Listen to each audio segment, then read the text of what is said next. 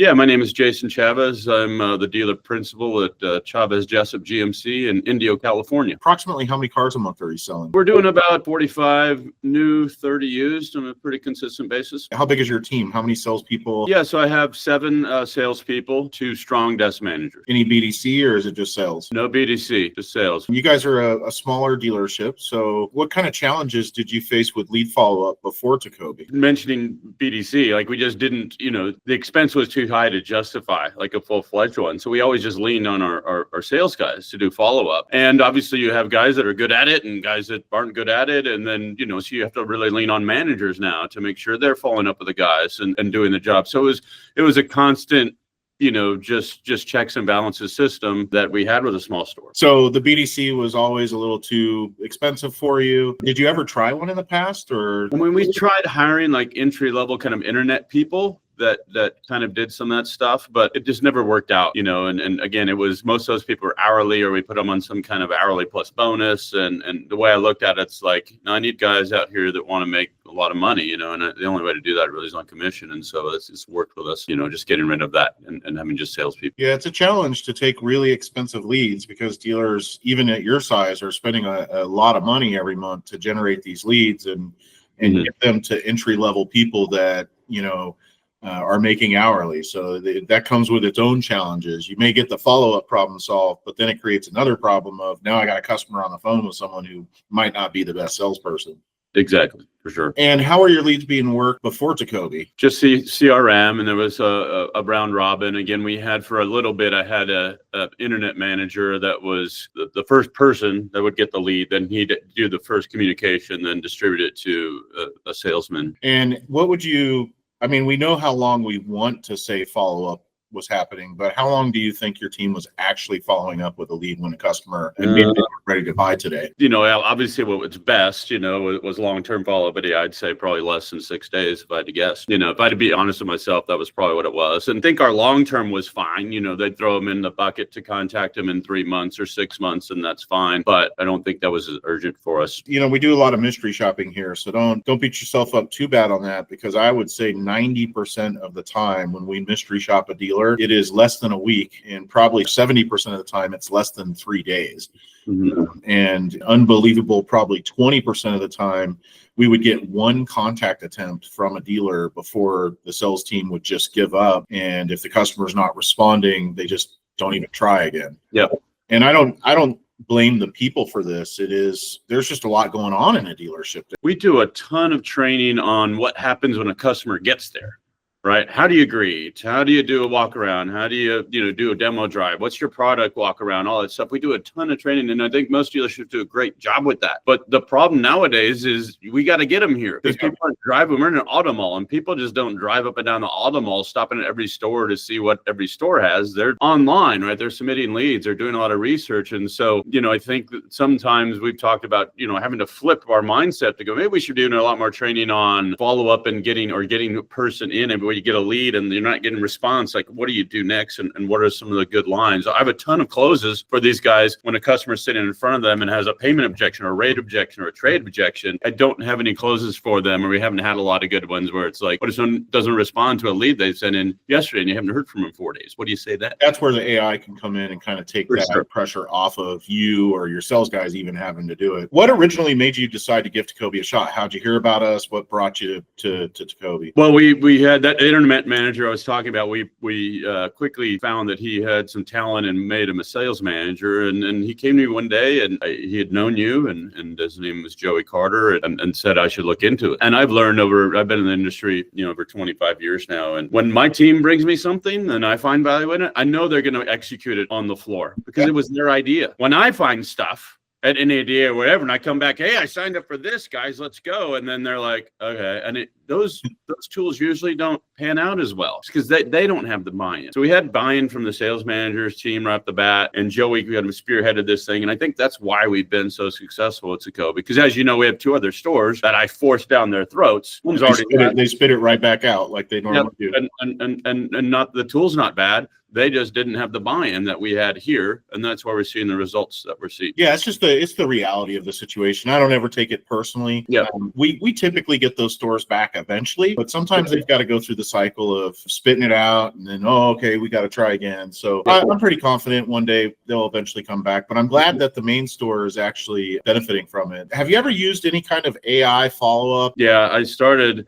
because I kind of consider myself a tech nerd and try to be cutting edge. Not, I didn't go the length you went to, which is awesome, man, but I try to learn as much as I can about it. And I knew that this is going to be part of our business going forward. So I jumped on early, probably too early. We have Vin Solutions and I use their AI tool. I was kind of one of their first adapters to Vanessa, which turns out is not an AI tool. So I canceled it. It probably took me 2 weeks to realize it just wasn't doing what we needed. And so that's what we used really before. That's the only thing I tried before. But now it's integrated, not just what we're doing with you guys, advertising now, we're using a lot of deep research, ChatGPT, using AI actors to do our first person testimonials on Facebook and Instagram. I think we're really embracing it here, all the tools that we use AI. The challenge I think a lot of these other companies have with AI is I'm the CEO of the company and I'm actually a salesman. I presented our product to you. I own part of a dealership. I work with customers every day about purchasing vehicles. And I think there's a disconnect at some of these larger companies like Vin Solutions,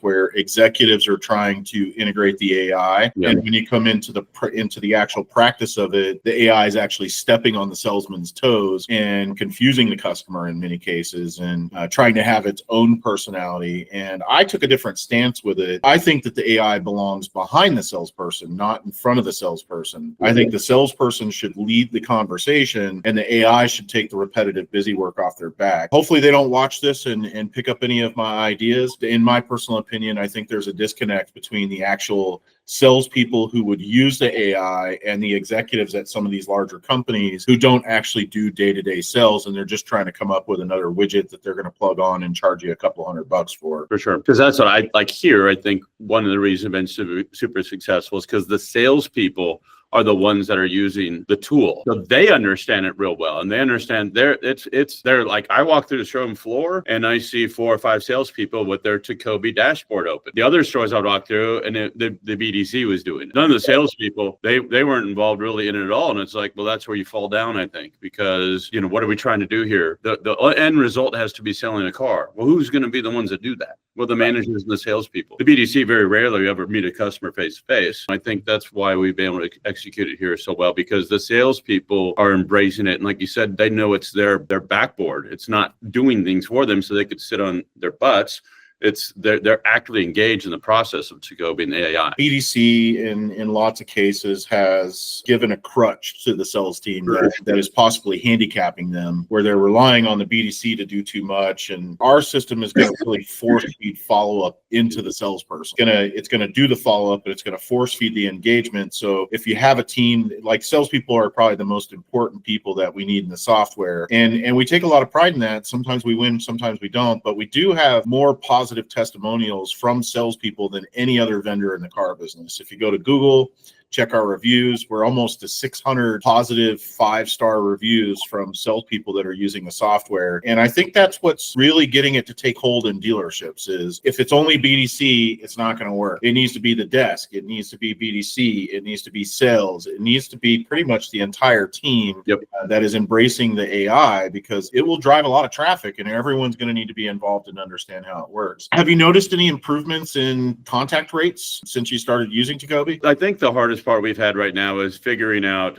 how to use it along with our CRM, right? And I'm really, hoping you keep making grounds, because my goal is to get rid of Vin and just have you guys be our CRM. There's some things that we're not entirely comfortable with right now doing it, but I know you do that at your store. I want to move to that point, but I think that's been the hardest thing for us, is because everything gets measured from the manufacturer and a lot of stuff we do through Vin. So the way it interacts with Vin, I think those response rates have gone down in Vin, but we know they're high in TECOBI. Unfortunately for me, a lot of the reporting I see on the dealer levels comes from the manufacturer, right? And so I don't have a number. I know, just because I'm in there every once in a while just looking at it, I believe the engagement is up tenfold just from what the AI is doing and just getting people to talk. You could see it in the sales resorts. I mean, again, we have 2 GMC stores in the same market. This store doubles the GMC stores of the other. Now they have other brands there, so it's not apples comparison, but year to date, we've sold twice as many GMCs as the other store has. And I think you're probably first year? I think we're under a year. I don't think you've been on it a full year yet, have you? No, not. If you had to tell another dealer who's considering TECOBI, what would you say? I would say that it's an amazing tool, but understand it's a tool, right, that needs to be used properly. And I gave the analogy to the team across town to say, if I have a hammer and I grab this hammer and I try to hammer a nail with the butt end of the hammer, it ain't gonna work. Yeah. But I flip that thing around and I hit it with the proper form and it's gonna nail that. It's the same exact tool. Right. It doesn't change. It's just how I utilized it was different, and I got different results based on how I utilized it. What I've loved about just dealing with you, I know I could call you anytime, Aiden, your team. You guys are always there for us. And I think when I start looking at vendors, a lot of guys do the same thing. It's about relationships. I have a tool and I know I have a relationship and I have the backing. I know I could call you and say, hey, this isn't working right, or where do we need help? And your team could look at it and go, why don't you guys need to try this, or why don't you try that? And just give us some examples where, most companies deal with, they're too big. Like Cox Automotive is too big. Like they do think they can do that, but they don't do it the level that I get from you guys. And so I appreciate the relationship. I think the tool is great. I'm in the customer database at a few different numbers, so I get all this stuff, and I think it's engaging and fun. I think you guys do a good job trying to make it fun, because I think when you're texting people, that's become part of the culture of it, right? To send images and funny memes and things like that, and I think that's important, and I think you guys have done a good job of that. And the back end tool is really, really powerful, and you guys have set that up. It's easy, it's quick, the reports are easy, the way I can see where the leads are coming in from, it's been amazing. And then I know you do our social media advertising as well, or a part of it. I do some of it myself, but I mean, you get us a lot of leads, man. Yeah. It's fun. It's a big, it cuts down to 5 or 6 or 10 deals a month, but I think the engagement's healthy for the product. It's healthy for our staff. I tell them all the time, any contact's a good contact, whether it comes in a text, an email, a phone call, or somebody driving in. I don't care what happens. You made a contact with somebody. And I think that's what the Facebook marketing has done for us, to say we've really filled the funnel there. Is it all great stuff? No, but again, it's practice. It's getting our guys better. And yeah, there's some diamonds in there that we find every once in a while that I think's great. And so, yeah, I think we've loved it. My team loved it. We're all 100% of this store behind it. There's not one person out there that kind of doesn't use it. And the results, proof's in the pudding, man. I could send the numbers. Like we just sat through our LMA meeting yesterday in our store at 30%. We're one of the highest in the Western region, year-over-year sales gains. Yeah, we actually, at my store, we were a tier 3 when we bought the store, which was a very small rural dealership. And last year we finished 2 times second place in our zone, or in our region. They moved us to a tier 2 this year. Good.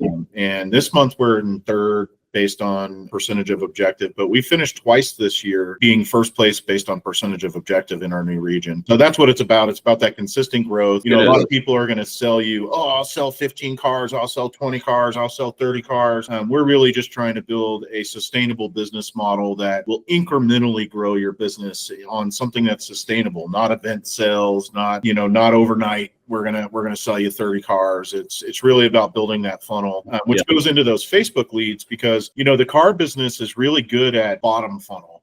But it's expensive. You go CarGurus, Auto Trader, they're all really, really expensive, and they just continue to get more and more expensive. Google, and they just want to extract more and more money out of the dealer's pocket. I look at social media as being like old school TV and radio, where when you ran a TV commercial, you didn't know if the person was actually in the market for a car. You're just hoping that, hey, they see my commercial. Social media is just kind of like that at the next level, where you do get the leads and you do get, more leads. But the longer you leave those things in the funnel and you continue to fill that top of the funnel, because most dealers really neglect the top of the funnel. They're really focused on the bottom of the funnel, because the top of the funnel, the problem with it is in Vin Solutions or a traditional CRM, it would overwhelm your sales team. So it would they'd get so many leads up there that they would lose focus on the bottom funnel stuff. Yeah, or they wouldn't respond, right? There'd be no response. Yeah, they would just quit after a day or two of working them. They just say, hey, these people aren't looking for a car. And then you get no follow-up and it wouldn't work. And that's what TECOBI was originally built for, was, hey, we generate these top of the funnel social media leads. We need to be able to stay on them until they get down funnel. And with some customers, that might be 6-12 months down the road before they actually get to a point where they're going to buy a car. So we consistently see, like, Mac Hike Chevy's a larger client of ours. They finished 4th in the nation, but they're under $200 a car on Facebook ads right now. I think it was $135 is what they're paying